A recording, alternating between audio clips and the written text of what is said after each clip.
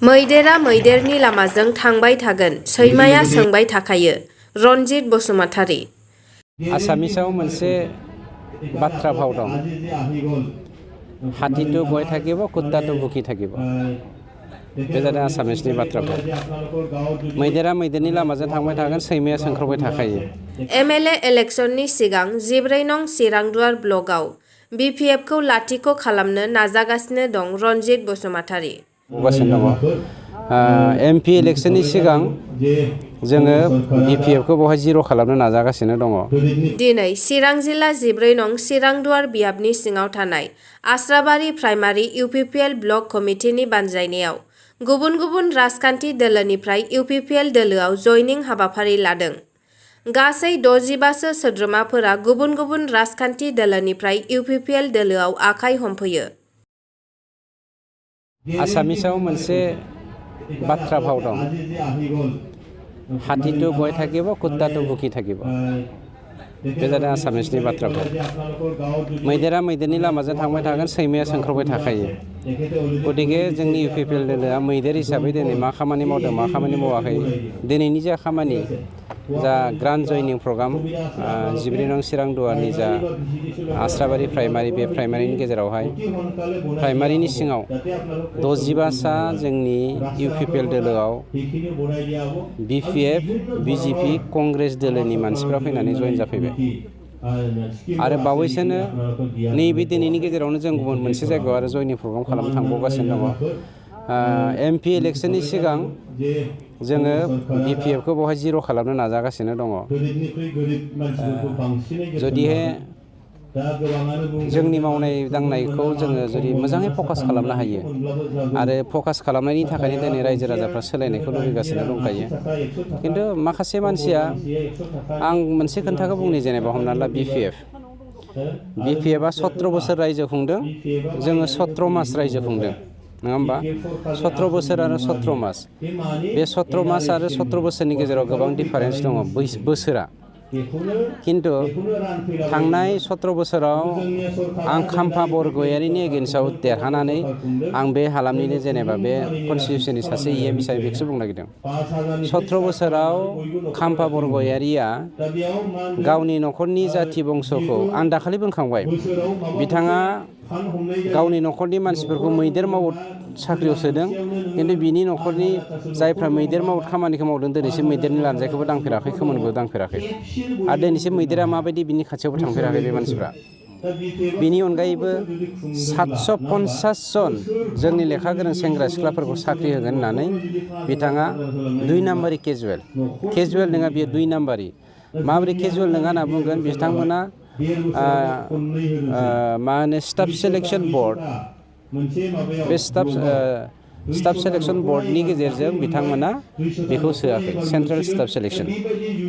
दानिया बे central selection बर्डनि गेजेरजों सोआलासिनो बिथाङा गाव हारसिंनो माने 750 जन मानसिनो साख्रि होगोन होननानै केजुवेलाव सोदों। दिनै बे 750 जन मानसिया खिन्थु बिसिनि गथ' गथाय, बिसिनि बिसि फिसा, बिसोरो ओंखाम मोनजायैनि थाखाय गाबख्रावगासिनो दं, आरो आंनि खाथियाव साख्रि बिफैगासिनो दं। गुबुन फारसे जोंनाव 400नि एसे बाराल' माबा दङ, पस्ट खालि दङ फरेस्ट डिपार्टमेन्टआव। दा बे 400 जन पस्ट खालिखौ, आं फरेस्ट डिपार्टमेन्टनि बाथ्राखौल' बुंदों, बेखौनो सोरबाया मिसगाइड खालामलायगोन। फरेस्ट डिपार्टमेन्टआव 400 पस्ट खालि दं, खाम्फाया सोनानै गालांदों 2 नाम्बारि केजुवेल हिसाबै 750टा पस्ट मानसि। दानिया आं बे 750 जन मानसिखौ होगोन ना जोंनियावहाय 3110 जन मुंख्लं जानाय बिसोरनो साख्रि होगोन, ना आङो एक्स एनडिएफबि बा जोंनि एक्स लेखा गोरों जा एबसुनि गथ'फोरनो होगोन, बे कुइसन फैदों। खिन्थु 400 पस्टआ थोखाया, अब्लाबो जोंनियाव टटेल बिटिसिआवहाय 1100टा पस्ट खालि दङ। बे 1100टा पस्टखौनो जों रानखाय सिखाय मावलायना लालायनांगोन। बिनि अनगायैबो जों स्ट्रेट, आं बेखायनो होनदों सैमाया सोंबाय थागोन, मैदेरा मैदेरनि लामाजों थांबाय थागोन। जोङो माफा मैदेर, जायफ्रा सोंख्रावबाय थादों बिसोरो माफा सैमा। गतिके सोंनो हो, जों बेखौ खाथिर खालामा, जोंनि खामानिखौ जों मावलांबाय थागोन। बावैसो जों गभर्नमेन्ट अफ आसामजों सावरायदों जेरावहाय 9.3 नि माबा बायदियै जोंहा मा होनो क्लस बायदियै जोंहा पारामिलिटारि आर्मि बायदिसिनायाव सोनो हानायनि मोनसे बेबस्था जोंनो होदों खिन्थु जोंनि जाय एक्स एनडिबिफोर दङ एक्स एबसु वार्कारफोर दङ थांनाय 35 बोसोर रिभलुसन खालामनानै बैसोआ बारायलांनाय बिसोरथ' दिनैनि दिनाव पारामिलिटारि आर्मियाव खारनानै मोना बेनिखायनो जोङो बर'लेण्ड फरेस्ट प्रटेक्शन फर्स मुङै जोंनियावहाय प्राय 2000सो पस्ट क्रिएट खालामनानै बै सेंग्रा सिख्लाफोरखौ जोङो थोंजोङै बर'नि धन सम्पतिखौनो बर'फोरनि हाग्रा बंग्राखौनो रैखाथि होनानै जोंनि सम्पतिखौ जोङो जोंनि रांखान्थि बिथिंखौ जोङो जौगाहोनायनि थाखाय थांखि लादों गतिके जों जोंनि खामानिखौ मावलांगोन 17 बोसोराव जा मावलांदों बेनि बेरेखायै जों 17 मासावनो बहुत खामानि मावनानै देखायबाय जोंनियाव गोबां फोरमान दङ बर्तमानाव समष्टि हिसाबै रायजो राजाफोरनि जौगानायनि माबायदि खामानि मावनानै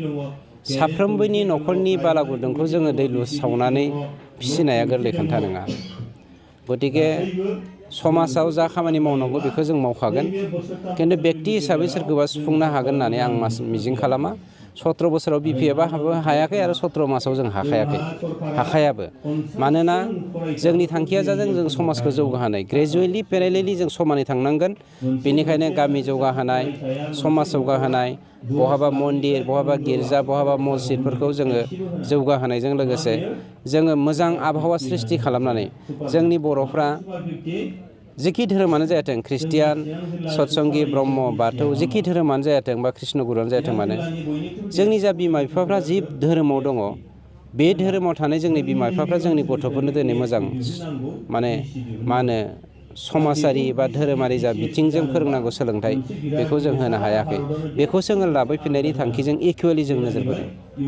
আমি 15 বছৰ দিন ধৰি আমি বিপিএফৰ লগত কাম কৰিছিলোঁ আমি বিপিএফ চৰকাৰে একো সা সুবিধা দিয়া নাই এইটোৰ কাৰণে আমি ইউপিএলত যোগদান কৰিছোঁ আৰু ইউপিপিৰ নিয়ম নীতিবিলাক অলপ ভাল আছে ভাল প্ৰচেছত কৰি আছে সেইটো কাৰণে আমি ইউপিএল চৰকাৰক আমি সাপোৰ্ট কৰিছোঁ